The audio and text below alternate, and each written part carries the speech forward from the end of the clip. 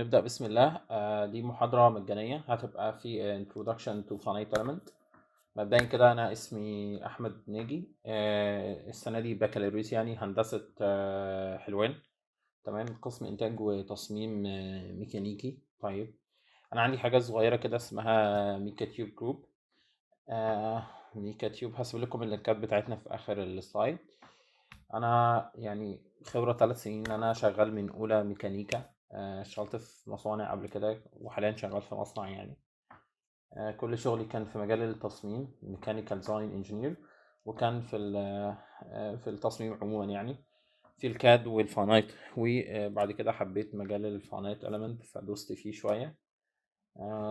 وحاليا يعني زي ما قلت لكم انا شغال في مصنع وبنشتغل مع طلبة في مشاريع تخرج، بمعنى ان احنا بيجي لنا طلبة مشاريع تخرج بيبقى حايسين فيها قوي.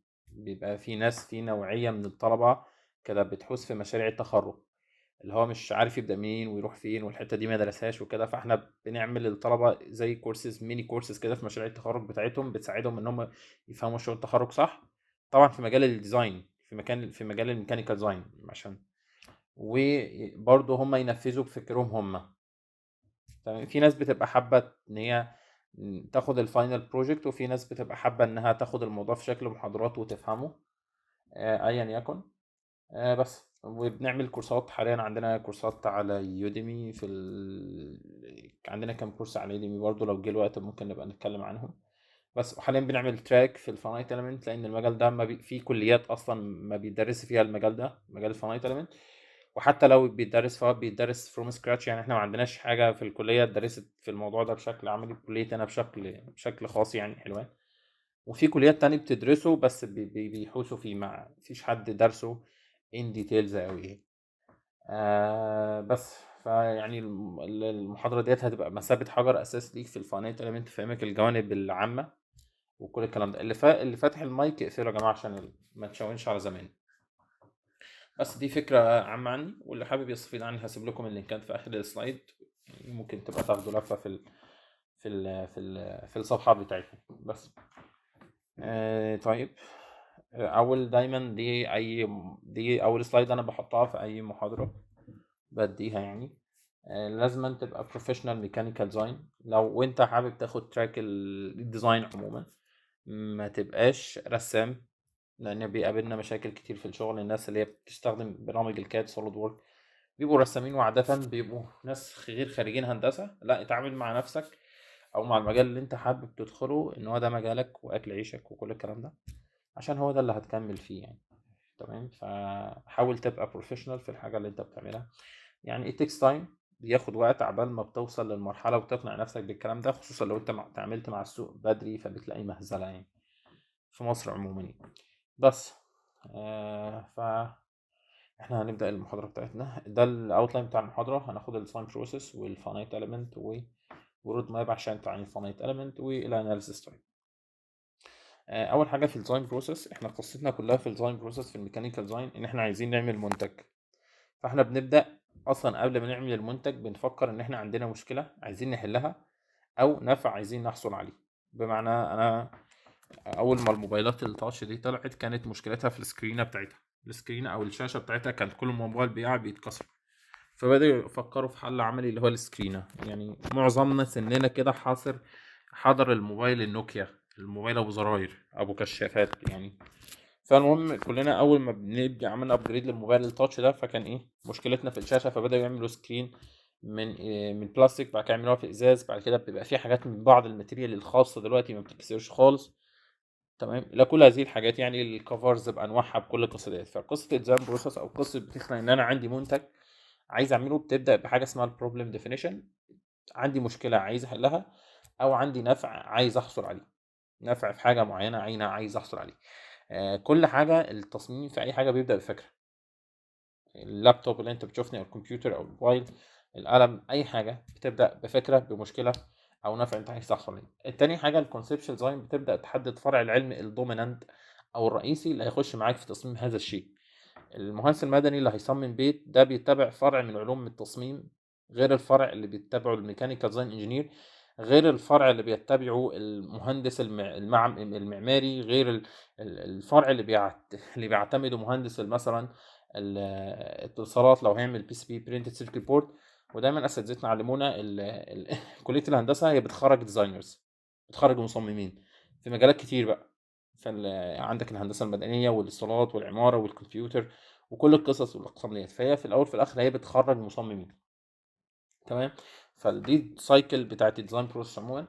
تاني حاجه فرع الامبلمنت ديزاين او تالت خطوه، دي بتبدا انت تعمل فري هاند او سكتش، يعني زي ما بنقول كده ايه، للبروسيس بتاعتك او لشكل لشكل المنتج بتاعك. بتبدا تتخيل شكله وتمسك ورق كده فري هاند وتبدا تعمل القصه بتاعتك، احجامه وابعاده، زي ما بتقولي كده ايه، بتشخبط ايه الحاجات اللي لازم تراعيها في الحاجات وانت بتعمل تصميم ده. يعني لو بتعمل قلم مثلا هنكتب بيه، فكانوا بيكتبوا بريشه زمان، فالقلم ده لما المصمم اللي جه عمله، فانا همسكه بايدي، مش هعمل مثلا قطره 10 سم، همسكه ازاي ال 10 سم ده؟ حاجات ابعاد، حاجات اساسيه قوي في التصميم. بس لو هعمل سكرينه، ما تكون مثلا هتكون ابعادها في ابعاد الموبايل، طب مكان المداخل المخارج، تعمل كفر، بتراعي فيها الحاجات الاساسيه بتاعه التصميم، وبتعمل ليه اوت بسيط كده بحيث ان انت بتطلع فيك افكارك على الورق ده. كده في موضوع الديتيل ديزاين. الديتيل ديزاين دي بتبدا ان انت تخش في سكوب الكاد والكام والسي ام سي. الكاد هي اختصار لكلمه كمبيوتر ايدد ديزاين، وهي ان انت بتبدا ان انت الورق، الحاجه اللي انت عملتها على الورق او المصمم عملها على الورق اللي هي الفري هاند دي، يبدا يحولها بقى ايه لديزاين فور مانيفاكتشرنج. ديزاين فور مانيفاكتشرنج، تصميم من اجل التصنيع، لان مش كل اللي بتصممه ينفع يتصنع، وهنتكلم في الموضوع ده دلوقتي. حتى في كتب ومراجع بتناقش الفكره دي، ديزاين فور مانيفاكتشرنج. وكمان في كتب ومراجع بتناقش فكره ديزاين فور اسمبلي، ازاي ان انت التصميم اللي بتعمله يكون قابل انك تصنعه. تمام. المهم بعد ما تطلع بالامبلمنت ديزاين، تبدا بلاي اوت، بتبدا تخش في مرحله الكاد اللي هي كمبيوتر ايدي ديزاين، وتبدا ان انت تفتح اي برنامج كاد مش اختصار كلمه اوتوكاد عشان دي خطا شائع يعني، لا، كاد هي اختصار كلمه كمبيوتر ايدي ديزاين. وبرامج الكاد كتيره، طبعا اهمهم اللي احنا اتدربنا عليه معظمنا في كليات الوطن العربي في مصر، كاد، اوتوكاد، وسوليد وورك، وبره شغالين في انفنتور. طبعا في حاجات مور بروفيشنال زي كاتيا وان اكس، دي الشركات البروفيشنال بتشتغل بيها. anyway، بعد ما انت عملت ديزاين 3 دي مثلا على اي برنامج كاد بتاعك، فانت بتبدا بعد كده تخش في مرحله ان ما ينفعش ان انت تصنعه. ليه ما ينفعش ان انا اصنعه؟ لان انا مثلا دايما بضرب مثال بلوحه الاعلانات اللي متعلقه في الشارع، لو هنحط عليها صوره ابو صلاح مثلا، فلوحه الاعلانات دي بتتعرض لشويه فورسز. ايه هي الفورس ديت؟ اول حاجه وزن اللوحه، وبعد كده عندك لو شويه رياح جم عليها ممكن يوقعوها. يعني حتى دايما كنا بنشوف الكوميك اللي هو عمود واقع او برج واقع، ويقول لك ايه الحساب بدون باهمال مقاومه الرياح او قوى الرياح يعني. فالمهم ان انت بتخش في مرحله السي اي اي اللي هي الكمبيوتر ايدي انجينيرنج. تمام. ايه هي القصه ديت بقى؟ القصه ان انت ان انت عايز تعمل بما يسمى بالسيميوليشن، او ان انت تختبر المنتج بتاعك ده، بحيث ان انت تقول ان انا المنتج بتاعي ده قادر ان انا اصنعه وان هو سيف. عشان تنطق كلمه سيف ديت، ديزاين ده سيف، تنطق الكلمه اللي انا قلتها دي، لازم تعدي على مرحله السي اي اي. بعد كده بتخش في الكام والسي ان سي. الكام والسي ان سي، الكام اللي هي اختصار كمبيوتر ايديت مانيفاكتشرنج. بتبدا بقى تخش في المانيفاكتشرنج تكنولوجي بتاع التصميم او بتاع تصنيع الجزء ده، الستبس بتاعته. انا عملت منتج، فالمنتج ده اول حاجه بجيب له مواد خام. طب المواد الخام دي موجوده ولا لا؟ بعد المواد الخام، اللي فاتح الصوت يقفله يا جماعه عشان ما نعملوش ميوت، ولو عايز يسال فمش عارف يسال. الكام الكام اللي اختصار كلمه كمبيوتر ايديت مانيفاكتشرنج. فزي ما قلنا كده ان انت بتبدا تشوف المانيفاكتشرنج تكنولوجي بتاعه تصميم الجزء دوت. ان انا عندي جزء ان انا عندي جزء دلوقتي عايز يتصنع، عايز زي ده مثلا، الجزء ده مثلا ده شافت. فالشافت دوت مثلا بتبدا بقى تشوف المانيفاكتشرنج تكنولوجي، ان انت هتجيب قطر اكبر من اكبر قطر. يعني مثلا الجماعه بتوع المانيفاكتشرنج بيقولوا لنا كده عشان تبدا بقى تاخد ستيبس في التصنيع والتريدنج، ومثلا في حاجات هتتعمل مخرطه، ممكن في حاجات دي الجزء ده تعمل مقشطه، المانيفاكتشرنج تكنولوجي بتاعت الجزء ده، والسي ان سي اللي هي ايه المكنه اللي هتنفذ الكلام ده، لان في حاجه اسمها سي ان سي والكود والكلام ده. تمام. ده القصه بتاعه الديزاين بروسيس كامله، طبعا related to mechanical design engineer. وبعد ما بتخش في السايكل ديت مبروك عليك الفاينل برودكت. عايز اقول حاجه كمان، ان انت هنا في المرحله ديت ممكن ترجع، يعني ممكن وانت بتعمل الكاد ودخلت في مرحله السيميليشن تلاقي ان الموضوع مش سيف معاك، فترجع للكاد تعدل تاني. طيب تمام، رجعت للكاد وعديت للسي ورحت تاني لمرحله السيميليشن لقيت الموضوع سيف، تخش في الكام والمانيفاكتشرنج يقول لك لا والله ما عنديش الماكينات اللي تنفذ لك احلامك ديت، فارجع تاني عدل في الكاد بما يتناسب مع الحاجات المتاحه بالنسبه لك، وتبدا بقى داخل في السايكل ديت لحد ما توصل ايه للفاينل. ده الديزاين بروسيس بتاعنا بشكل عام. تمام. واللي انت يعني انت شايفه ده كله كل واحد فيه تخصص، يعني الكاد ده تخصص، والسيميليشن تخصص، والسي ان سي والمانيفاكتشرنج تخصص. تمام. وكل القصص دي تخصصات مختلفه. طيب ده السي اي سوفت وير اللي هي الكمبيوتر ايدد انجينيرنج سوفت وير، زي في سوليد ورك سيميليشن، وفي انسز، وفي كود الاي بي ال ده جوه الانسز، وفي الاباكس، وفي الالمر، وفي كودستر. دي كل السوفت ويرز الانجينيرنج سوفت وير اللي بتساعدنا في عمليه السيميليشن. طيب اللي احنا عايزين نعمله النهارده ايه قصه الفاينايت اليمنت، واللي احنا جايينه النهارده كده بشكل عام عشان ايه نبدا نخش في القصه بتاعتنا. طيب اولا كده ان احنا كان عندنا قبل ما نقول هو الفاينايت اليمنت، كان عندنا من ازيل الزمن كده لولا كان يا مكان، كان عندنا 3 طرق علشان نختبر اي منتج هندسي. يعني اي منتج هندسي بعد ما بنصممه كده عشان نقول ان المنتج ده صالح او ان هو سيف زي ما بنقول عشان يبدا يتطبق في اي اطراق، كان عندنا 3 طرق. اول طريقه اللي هي الكلاسيكال ميثود اللي احنا درسناها كلنا في الكليه، اللي هي كانت عندي بتقسم لي الستريسز الى نوعين: شير ستريس، نورمال ستريس، وشير ستريس. والنورمال ستريس كان بيبقى عندي ديو تو نورمال فورس، يا اما تنشن يا اما كومبريشن، المعادلات دي كلنا عدينا عليها. وعندي النورمال ستريس بندنج مومنت due to force ان هي بتسبب لي bending about axis من involved في البلان نفسه. يعني انا لو خدت ده اكس، لو خدت ده واي وده زي، فالفورس ديت او البي ديت هتعمل لي bending moment about الواي او الزي. تمام. وده كده كنا بنسميه النورمال ستريس، وكنا كل بنجمع ده جمع جبري بشرطه. يعني لو عندي نورمال ستريس 30 وعندي البندنج سالب 10، فالاثنين مجموعهم جبري مع 20 بمبدا السوبر بوزيشن. تمام.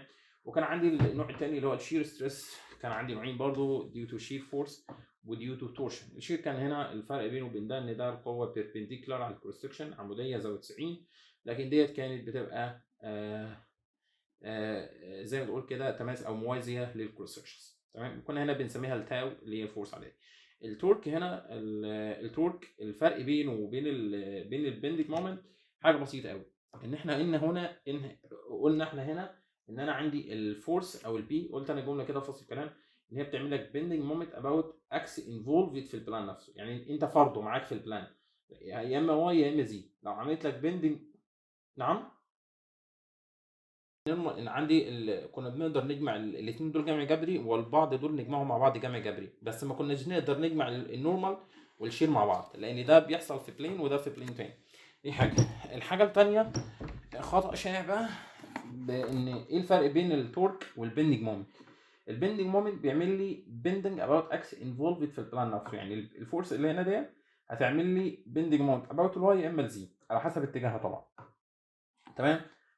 لكن الفرق بين التورك ان انت هنا الفورس هنا بتعمل لي بندنج مومنت اباوت اكس عمودي على البلين اللي انا فارضه. يعني انا مثلا هنا الواي والزي، الاكس ده كده لو خدنا ده كده الاكس، الفورس ديت هتعمل لي بندنج مومنت اباوت الاكس مش اباوت حاجه في لا الواي ولا الزي. ده الفرق بين المومنت والتورك.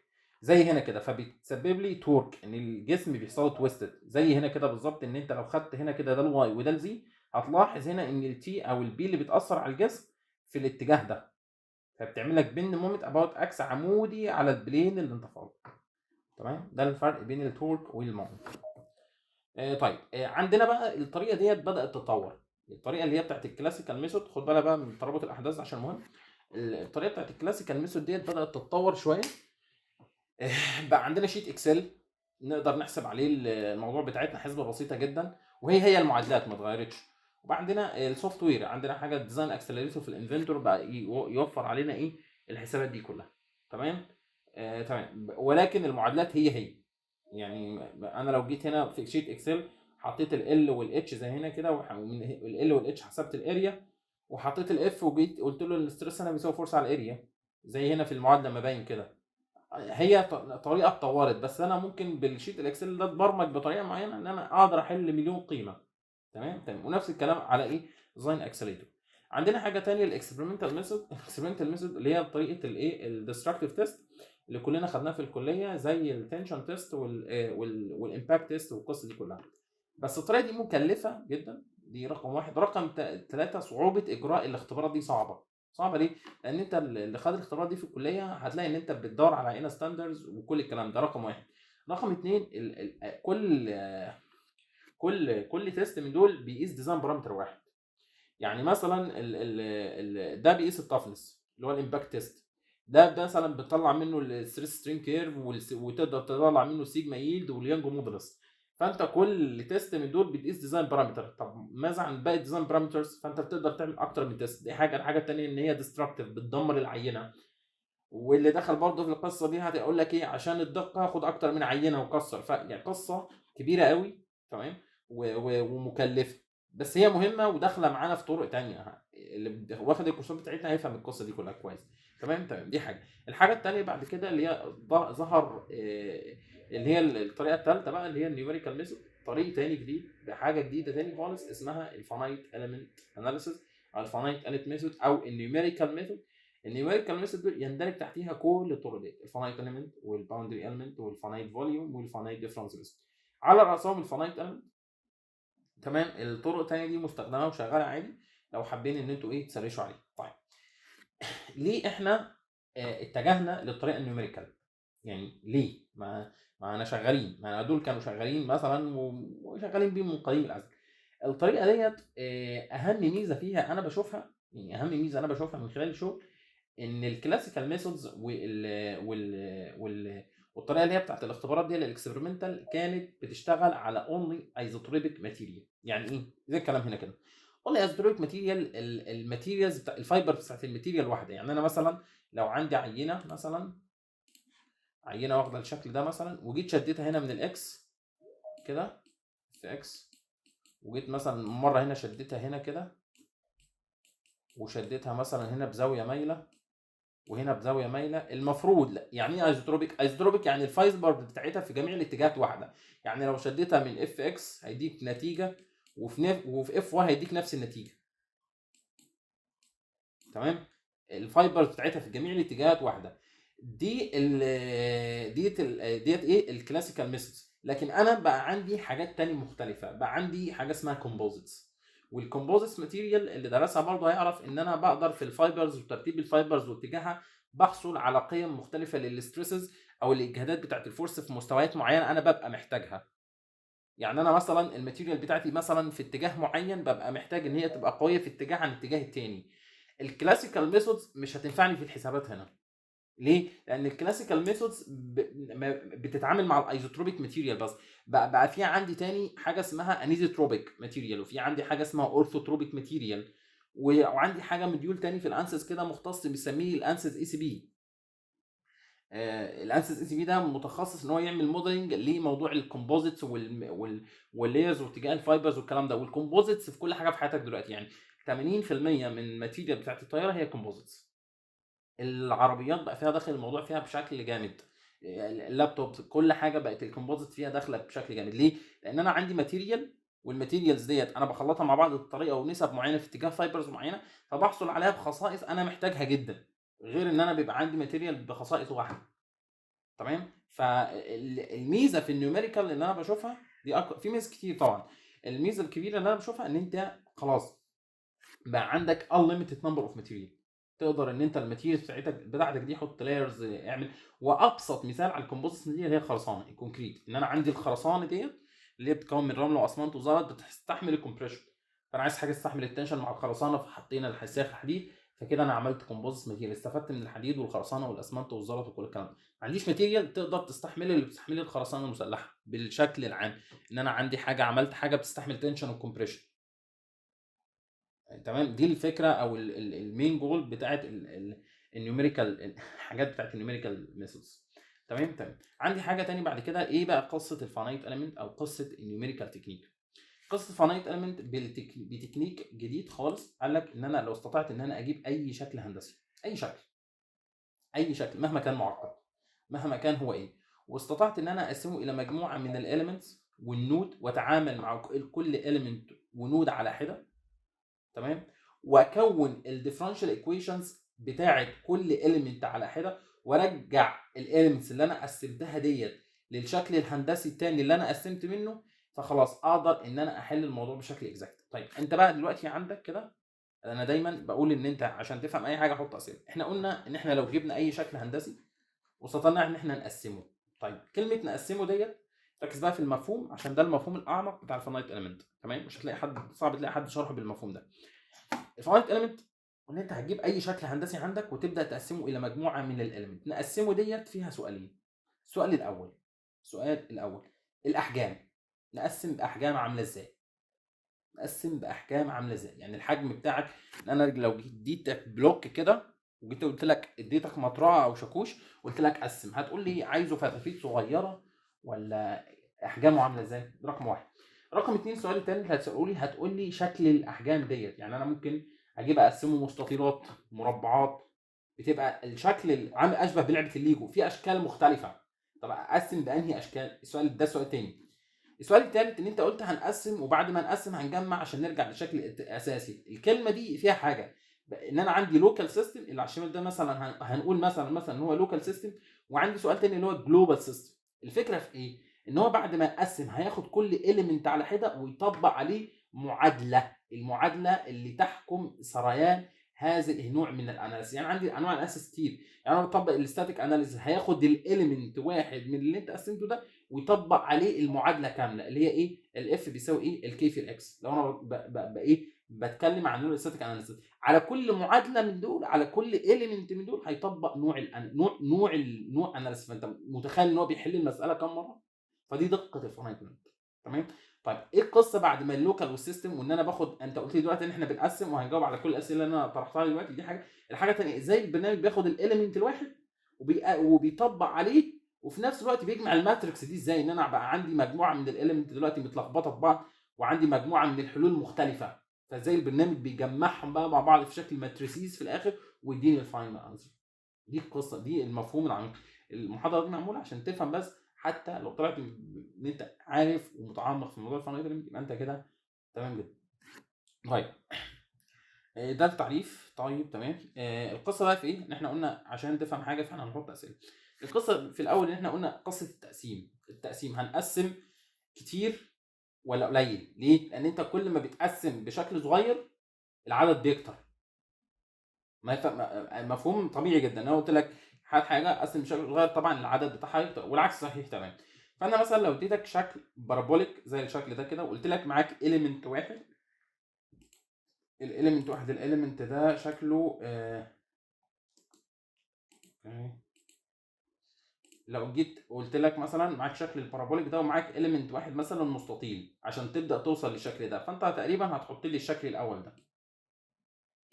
قلت لك معاك شكلين، يعني معاك 2 اليمنت، هتبدا توصل ان انت تحط الشكل ده. طب معاك 3، هتبدا توصل تحط للشكل ده.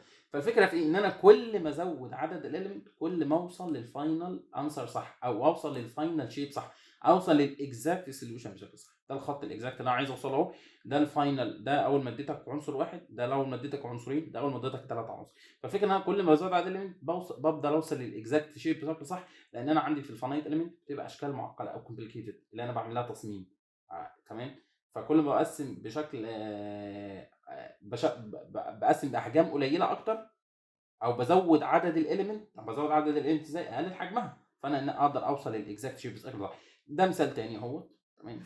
وده مثال ثالث وده ايه؟ ده مثالين كافيين جدا. يعني كان في امثله ثانيه حطيتها في سلايد ثانيه، بس ايه ما حطيتهاش هنا. تمام. دي القصه الثانيه اللي هي قصه الاليمنت سايز بالمنظر دوت. قصه بنسميها حاجه تاني اللي هي ان انت كل ما بتزود هنا مثلا اللي على الشمال دوت، هنا هتلاحظ ايه، ثواني هو بيعملها معايا مش عايز يجيب الليزر. اوكي، هتلاحظ هنا ان الفرق بين اللونين هنا مش واضح. يعني الفرق بين اللونين هنا في لونين اتغيروا مره واحده، الاحمر والاصفر. لما زودت عدد الاليمنت بدا يظهر التدرج، زود اكتر بدا يظهر التدرج، زود اكتر بدا يظهر التدرج في الالوان. مش هيبقى عندك اللي هو تلاقي لونين جنب بعض الدرجه بينهم واضحه ان انت واضحين او لا. لازم التدرج ده انا بدور عليه ليه؟ عشان انا عايز افهم ايه اللي حصل في الاليمنت ده، عايز افهم ايه اللي حصل في الاليمنت ده. فكل ما بيزود عدد الاليمنت الموضوع بيبقى كويس، وبتبدا ان انت تلاحظ الفرق او الديفيجنز. تمام. ده السؤال الاول. يبقى السؤال الاول اقسم كبير ولا صغير، ده الاجابه على السؤال الاول.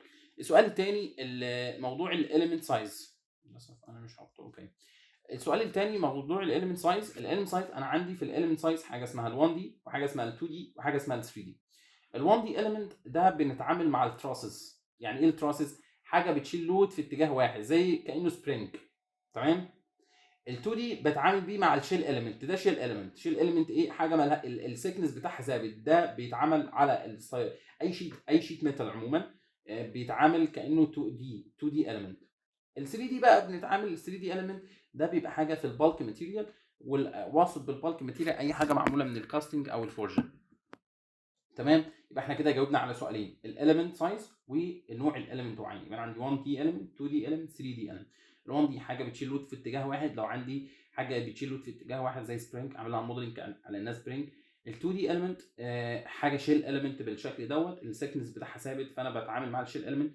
ال3 دي اليمنت حاجه زي ايه؟ زي البالك ماتيريال، حاجه معموله من الكاستنج او فورجن. انا للاسف نسيت ان انا احط السلايد بتاعت ال1 دي وال2 دي اليمنت، هبقى احطها لكم يعني. تمام.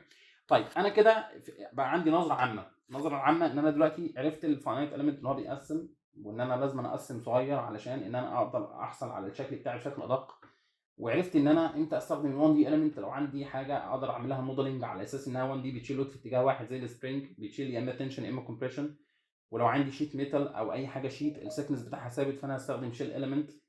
ولو عندي حاجه 3 دي بادي فانا حاجه فيها فيتشر معينه كات او ان هي حاجه معموله بشكل معين مش السكنس بتاعها مش ثابت ومش بيشيله في اتجاه واحد فهي اكيد 3 دي.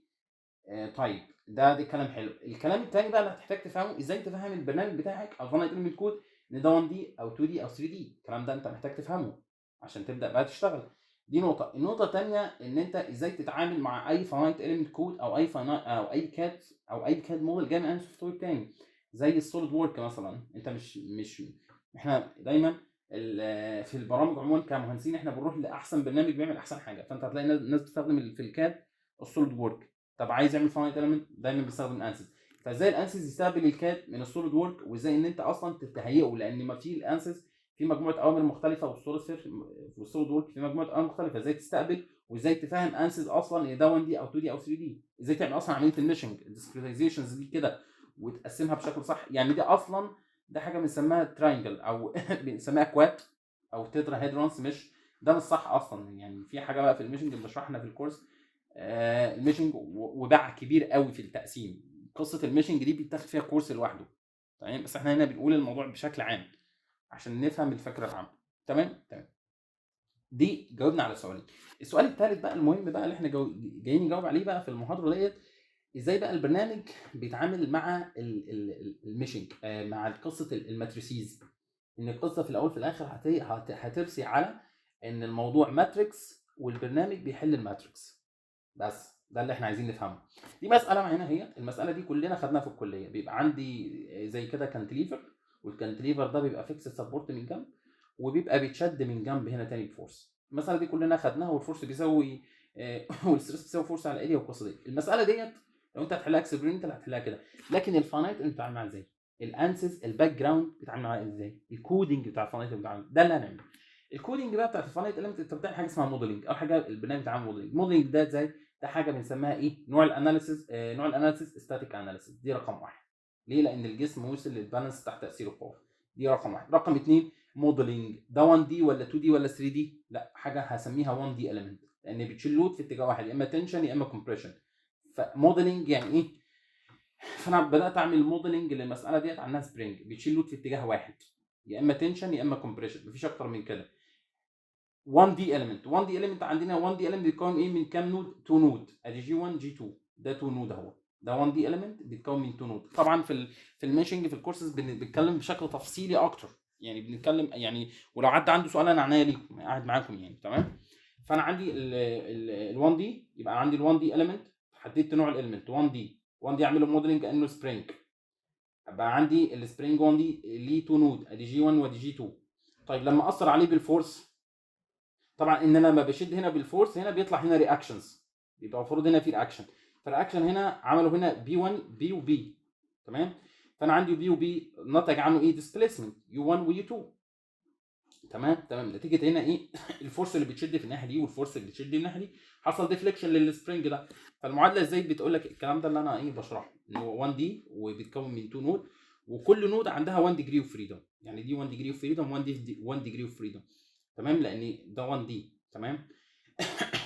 تمام، حاجه في اتجاه واحد. طبعا احنا عارفين ان اي جسم بيبقى ليه 6 ديجري اوف فريدم، 3 روتيشن و3 ترانزيشن، تمام.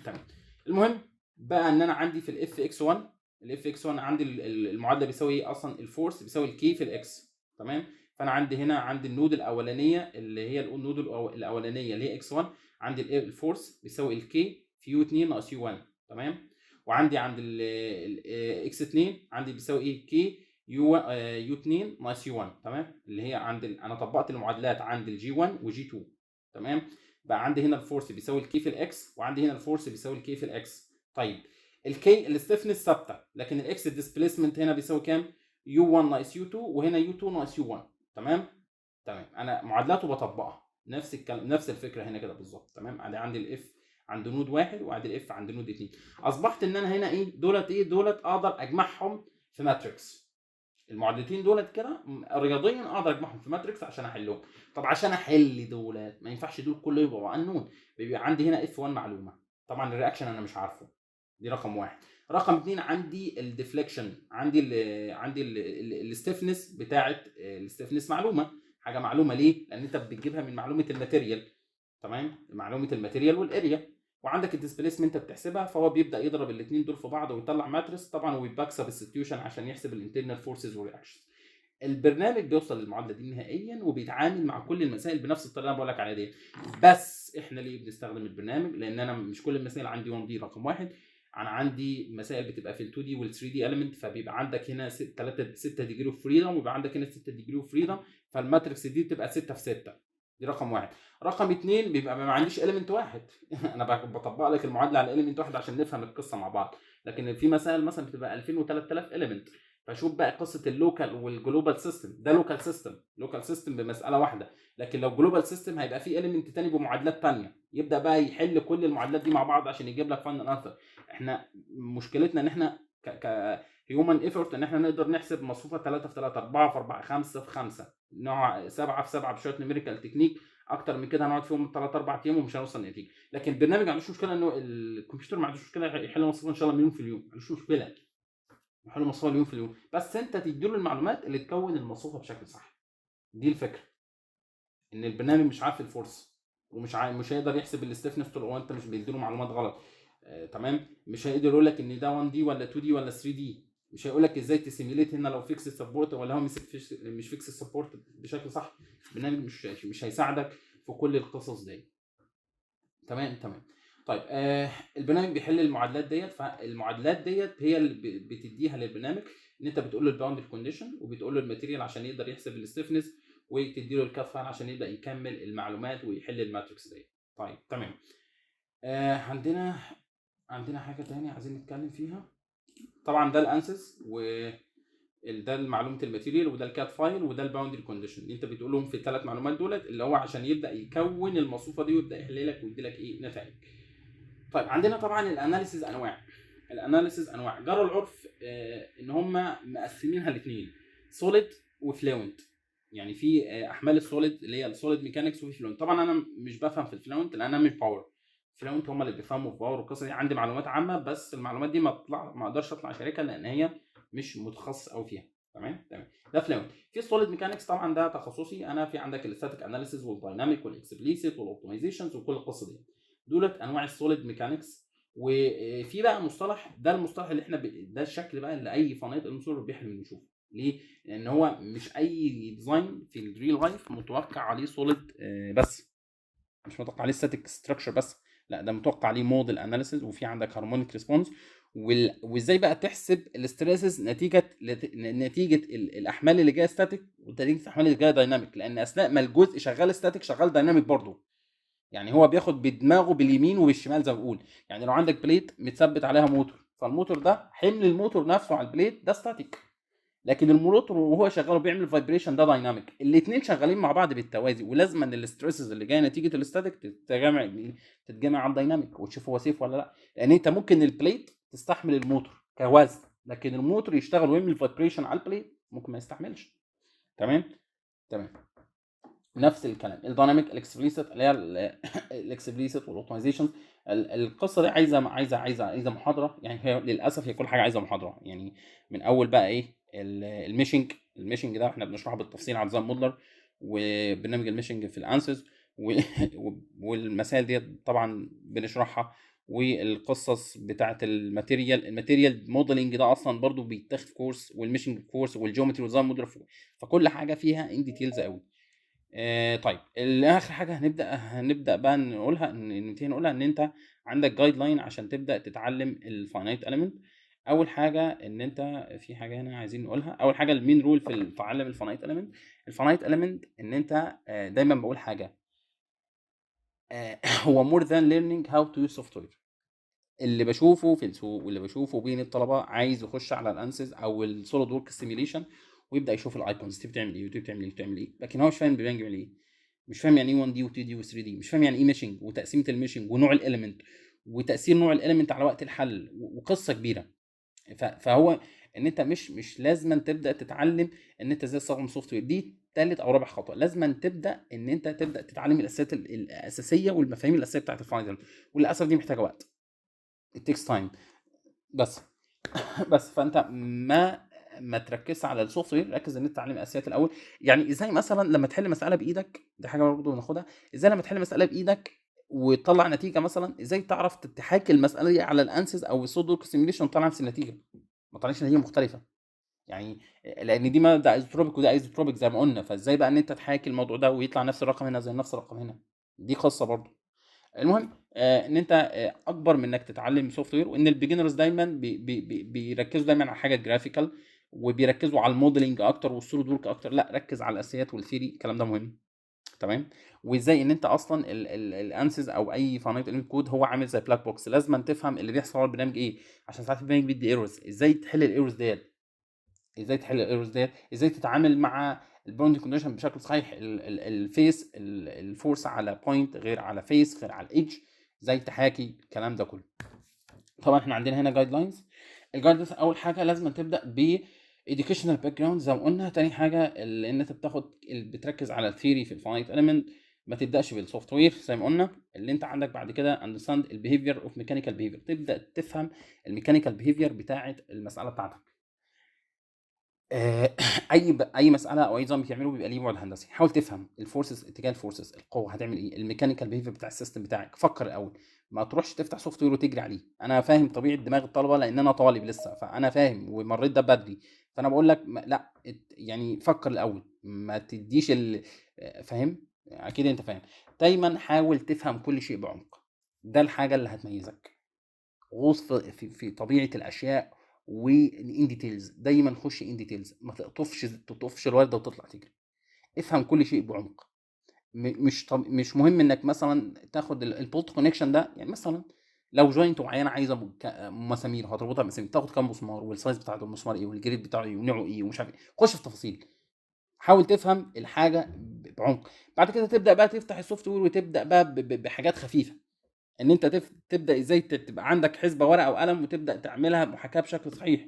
تمام. بعد كده ممكن تاخد تريننج وحاول تمارس كتير كتير كتير وتخش في جروبات والكلام زي كده، وان انت تبدا بقى تخش في تعمق بقى في السوفت وير وكل الكلام ده، وان انت يبقى معاك منتور، واخر حاجه تكون بيشنت علشان في بيشنت عشان الموضوع بياخد وقت كبير. انا قعدت سنه عشان استوعب الدايناميك اناليسيس بعد ما خدت دراسه الاستاتيك والميشن، سنه كامله، سنه خدت فيها 4 كورسات وقريت كتاب. الموضوع بياخد وقت، it takes time. بس ده كانت نهايه محاضرتنا النهارده. طبعا في اوفر بمناسبه ان انتوا حضرتوا المحاضره ديت، يعني اتمنى ان انتوا تكون حتى فهمتوا، حتى مش تاخدوا اوفر او مش تستفيد مني او لا. دايما لما بدي محاضره مجانيه بحب ان انت تستفاد، تكون طلعت من المحاضره بمعلومه. مش لازم تشتري مني، بس لازم تطلع بمعلومه ان انت في حاجه مهمه، في حاجه تقراها. مش لازم تشتري مني انا، ممكن تروح تاخد حته تانية، تفتح يوتيوب. احنا عندنا قناه على اليوتيوب هسيب لك اللينك بتاعها، في كورسات مجانيه، في فيديوهات، خش اقرا كتب. انا دايما بدي نصيحه لاي طالب: ما تروحش تجري على الكورس المدفوع في الاول، وخلص يوتيوب الاول وتعالى لي. هتوفر عليا انا، يعني فاهم، هتوفر على اي مكان تاني. بيبقى في حاجات مجانيه كويسه بجوده كويسه، يعني مش اللي هي هتوصلك بس، شغاله ان انت تتعلم منها في الاول. كلنا بدأنا كده. تمام.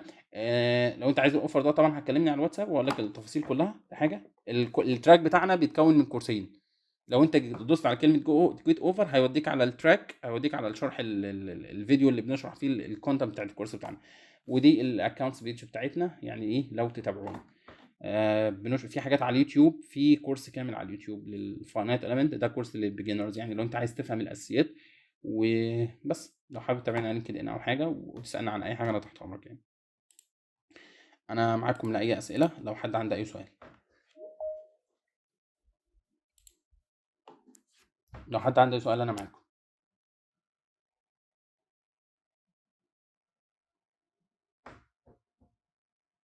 هو انا مش معقول ان انا شرح حلو كده فمحدش عنده اسئله، يعني فهمتوا يعني. بعد اذنك يا باشمهندس، اتفضل. هو نقول سوقه حلو في مصر اللي هو الفاينانت ايلمنت اناليسيس ولا سي اف دي؟ بص يا باشمهندس، مفيش حاجه اسمها بص، هو فنيت اليمنت عشان اكون صادق معاك، لو هتشتغلوا يا اما هتدرسوا، دي رقم واحد، يا تتعلموا تدرسوا زي ما بعمل كده، يا اما هتشتغل بيه فريلانس. لكن كتشتغل بيه في شركات، فالسي اف دي ممكن تشتغل بيه في شركات، السي اف دي ممكن تشتغل بيه في شركات. بس الاساس ان انت واحد، ان انت بتبدا بالاستاتيك اناليسيس والبيزكس، ده جنرال انفورميشن لازم تبقى عارفها، سواء تشتغل سوليد ميكانكس او فلوينت، يعني طب اساس. لو انا مثلا عايز اخد اتفضل. السي اف دي، هل لازم اكون دخلت قبل كده في الفاينانت ايلمنت اناليسيس؟ ايوه لازم، هو الثيري بتاعت الفاينانت اليمنت اساس السي اف دي. الفاينانت فوليوم ميثود اللي هي الطريقه دي، هي الفوليوم ميثود اصلا. فين اوكي، شايفين السلايد؟ ايوه ايوه. بص، اللي هي طريقه الكلاسيك اهي، هي فاينانت فوليوم ميثود. بس طريقه الفاينانت اليمنت هي الاساسيات واحده، اساسيات الميشنج واحده، التقسيم واحده، الباوندري كونديشن، اساسيات الرسم، ازاي تعمل جنريت يعني ايه 1 دي و 2 دي و 3 دي. ده حاجات عامه ثريه على اي نوع اناليسيس لازم تتعلمها. طب هو سؤال بس بالنسبه للاليمنت سايز، اه. في 1 دي و 2 دي و 3 دي، مش ط- انا ممكن اشتغل على طول 3 دي؟ لا، عشان الكوست. ليه بقى؟ لان احنا قلنا ان ال1 دي ده بيتكون من 2 degree of freedom، وبيتكون من 2 نود و2 degree of freedom.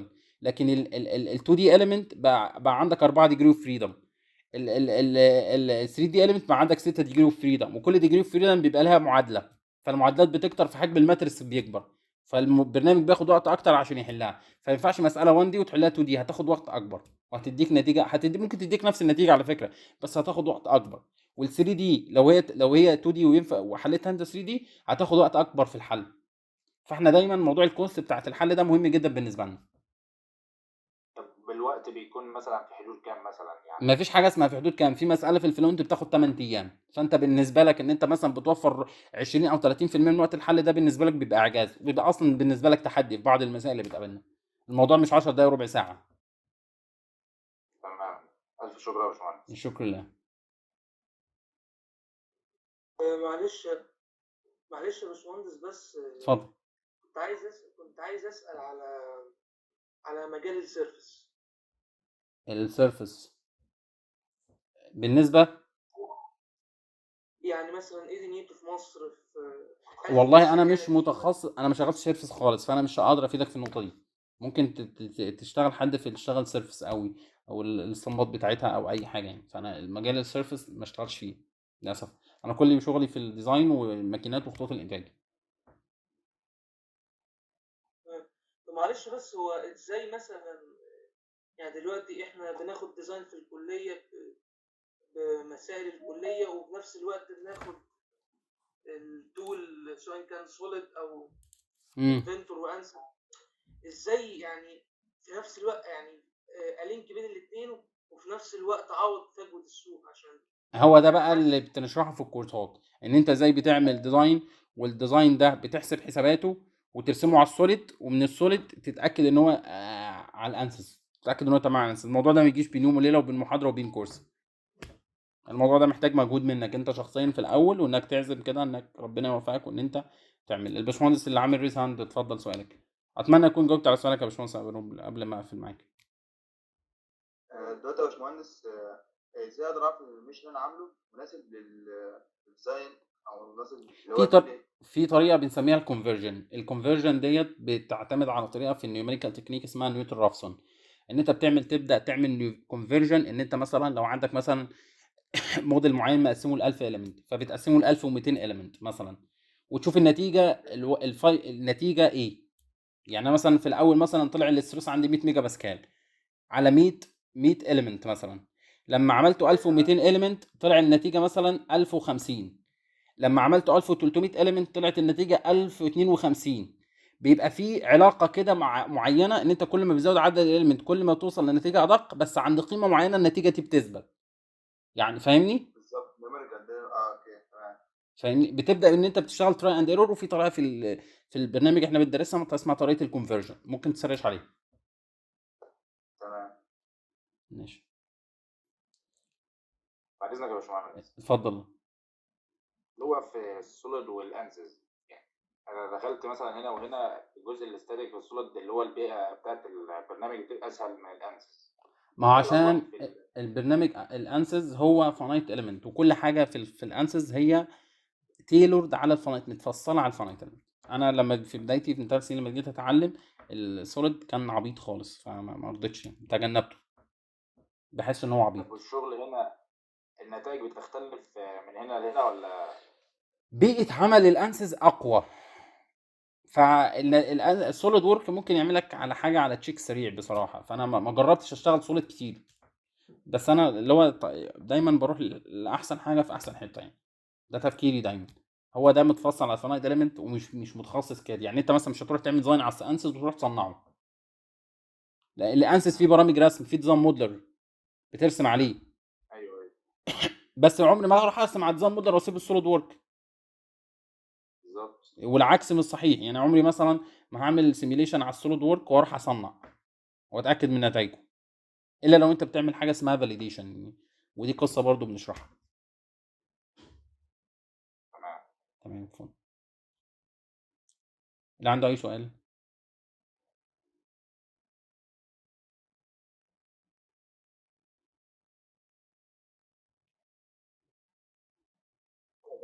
باشمهندس، اتفضل. هي المحاضرة دي مسجلة ونقدر ان شاء نشوفها في الله وقت هرفعها، ان شاء الله همنتجها وهرفعها على اليوتيوب. طيب ماشي، شكرا تحت جزيلا. امرك. ممكن سؤال يا باشمهندس؟ اتفضل. باشمهندس، هل في مسائل احيانا ممكن تمر معنا هي فلويد وسوليد في نفس الوقت؟ يعني في هيك شيء بصير قدامنا. ايوه، دي حاجه بنسميها، دي حاجه بندرسها برضو في الكورس بتاعنا، اسمها مالتي فيزيكس. المالتي فيزيكس بمعنى ايه؟ ان انا لو عندي لوحه مثلا لوحه اعلانات مثلا متعلقه في الشارع، بيدرس عليها بعض الهواء اللي هو فلوينت، وحاجه سوليد. فديت حاجه بنسميها مالتي فيزيكس. ازاي تفهم البرنامج انها مالتي فيزيكس؟ دي رقم واحد. رقم اتنين، ازاي الستريس اللي جاي نتيجه مثلا الاستاتيك والفلوينت تتجمع مع بعض. دي حاجه. الحاجه التانية مثلا ضربت مثال بالبليت. البليت اللي لما تسبب عليه موتور، حمل الموتور على البليت هو ستاتيك، لكن لما الموتور يشتغل بيعمل فايبريشنز ده ستاتيك ودايناميك. ازاي بقى تجمع التو ستريس او التو سترين عشان ايه؟ يديك فاينل ستريس اللي تقدر تقارن بيه وتاخد قرار. شكرا يا باشمهندس. شكرا. اتفضل. نعم، مش سامعك يا باشمهندس.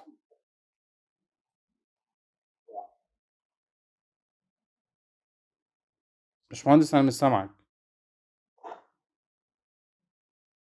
كده كويس طيب ولا برضه؟ اتفضل معاك. دلوقتي بس كنت عايز اسال على حاجه. اتفضل. حضرتك ذكرت يعني ان انا قبل ما اتعلم فاينانس